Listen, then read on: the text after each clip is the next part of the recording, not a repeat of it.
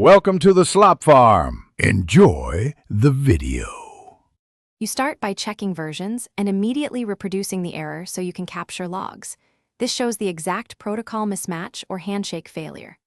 Once done, make sure to record the server log and client console output and note any mods or plugins loaded.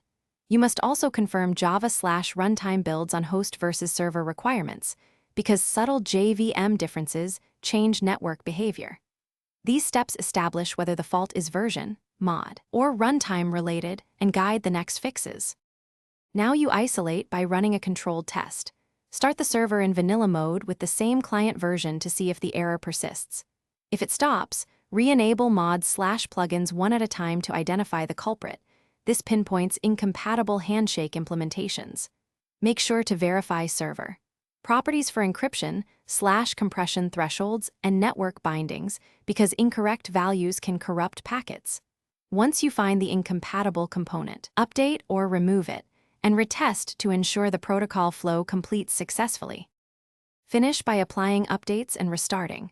Replace the server jar with a compatible build, update plugins and client, then restart to clear stale sessions.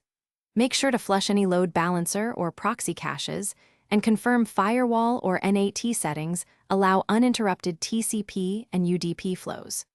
If problems continue, enable debug-level network logging and capture packet dumps to see malformed handshakes. One key troubleshooting tip: if you still see protocol errors, temporarily bypass proxies and VPNs to rule out. Thanks for watching. Consider subscribing if we helped you today.